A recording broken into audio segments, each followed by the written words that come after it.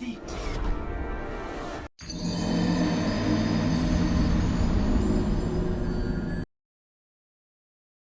Defeat. We've all been there. You just suffered a crushing defeat in your favorite objective-based game. You fought tooth and nail. You tried to coordinate with your team, but you were consistently overwhelmed. The match ends. The scoreboard pops up, and wait, huh? The stats look great.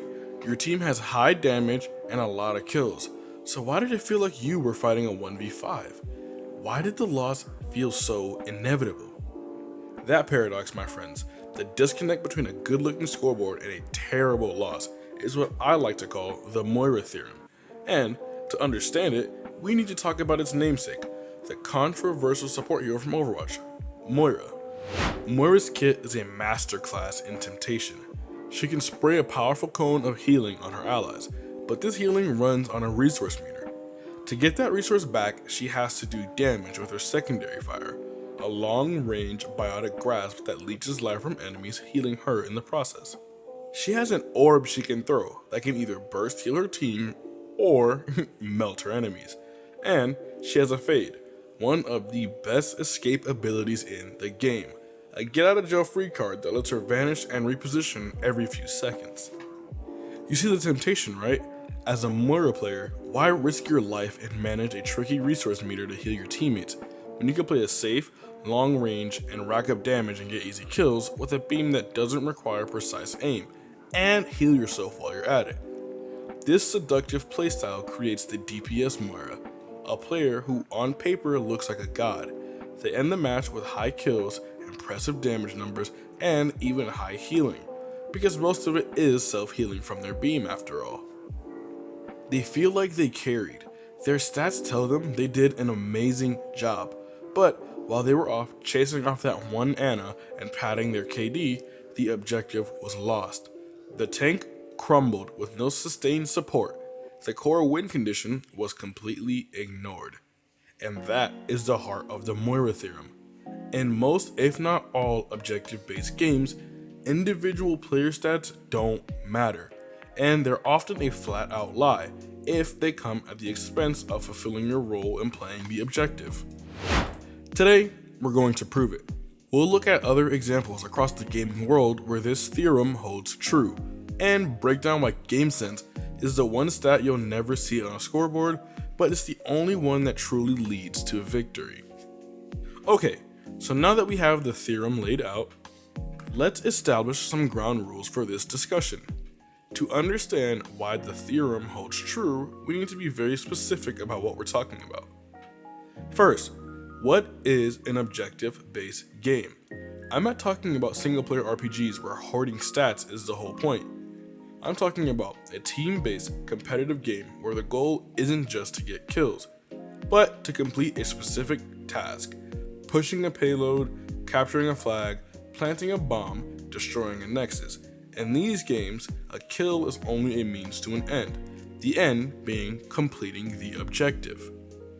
Second, what are empty stats? This is the core of the problem. Empty stats are numbers on a scoreboard that look good but had little to no impact on the overall win. It's the high damage number that came from farming a tank but never killing a backline support. It's the high kill count from chasing down staggered, lone enemies after your team had already lost a fight. And in Moira's case, it's the high healing, that's 70% self-healing, while your team was left high and dry, and to die. And that brings us to the final and most important definition: GameSense.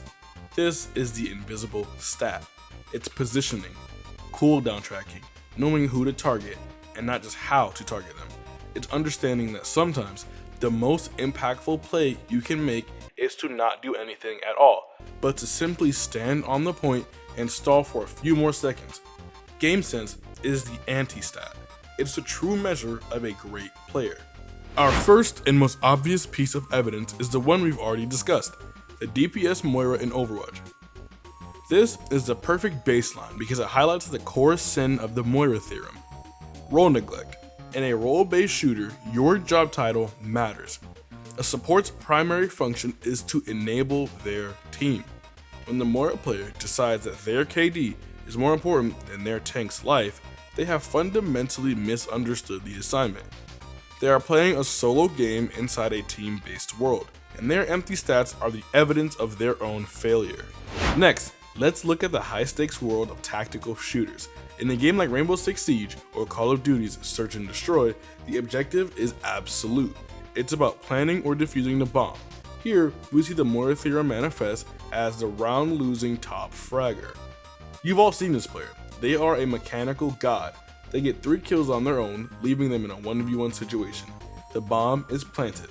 The timer is ticking down. They have a choice. Do they stick to the defuse and win the round, or do they hunt for that last glorious kill to perfect their KD? 9 times out of 10, they go for the kill. They get greedy. They might even get it, but by the time they start the defuse, it's too late.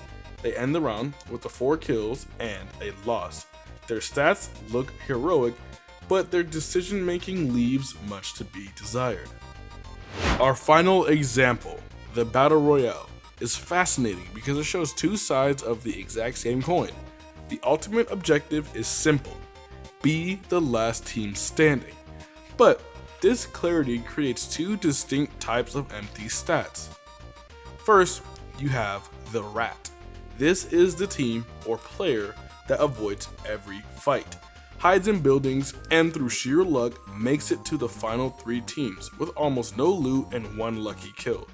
Their final placement stat looks impressive, top 3, but their impact of the game was 0. They didn't earn that placement, they just survived. On the other side of the spectrum, you have the Hot Drop Heroes. This is the team that lands in the most chaotic spot, gets 10 kills in the first 3 minutes, feels like they are dominating, and then gets smoked by the 3rd team to show up, placing 17th. They failed the ultimate objective of survival, but will go back to the lobby saying, "Damn, that was a good game," based on their high kill stats alone. Both are examples of the Moira Theorem. A high placement with no impact is just as empty as high kills with no longevity. So, after all that, you're probably thinking, I'm the president of the Stats Don't Matter Club. And you're mostly right. But before we get to our final thoughts, we have to address the big, powerful, and completely valid counter-argument. We have to answer the question, why do so many of us become a DPS Moira in the first place? And I gotta admit, the answer is simple. It's because getting high stats feels incredible. And, to be honest, it's designed to. Let's be real for a second. We play video games to have fun, to feel powerful, to de-escalate the stress of the real world. And game developers are absolute masters of psychology. They have engineered their games from the ground up to give your brain a powerful shot of dopamine, a chemical reward every time you do something awesome. The reward isn't just the kill itself, it's the feedback. It's that crisp, high-pitched ding of a headshot in Overwatch. It's the deep, satisfying shatter of an enemy shield in Apex Legends.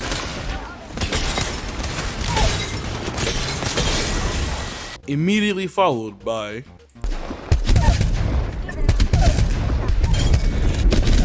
it's the iconic jingle of a knock in Fortnite,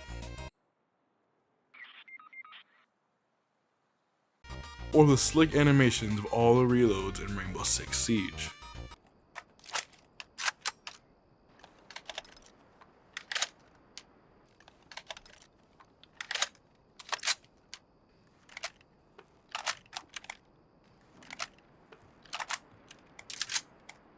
Every single one of those sounds, those visual cues, that tactile feedback is carefully crafted and a piece of positive reinforcement.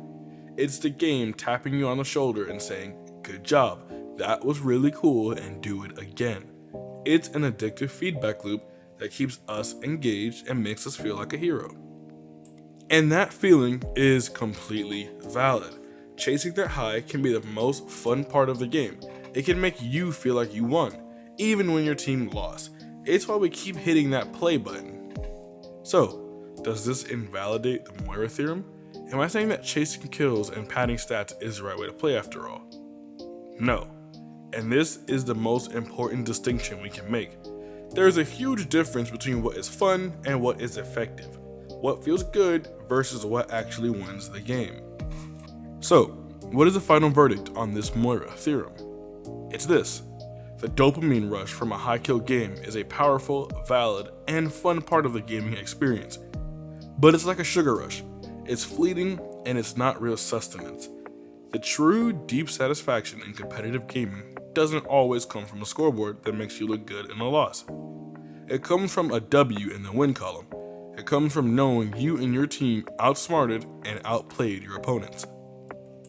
And achieving that W requires evolving as a player.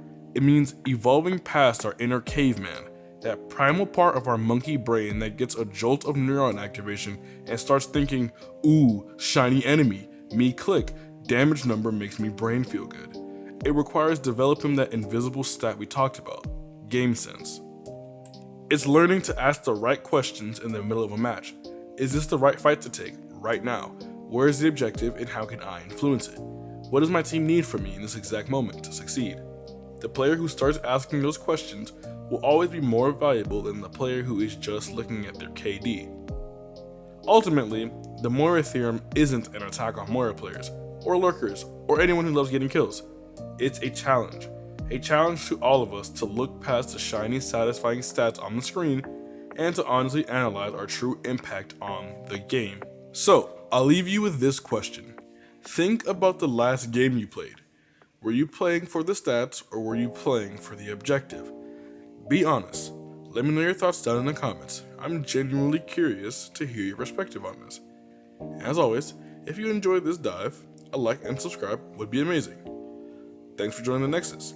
Play smart, not just hard, and this is your captain, signing off.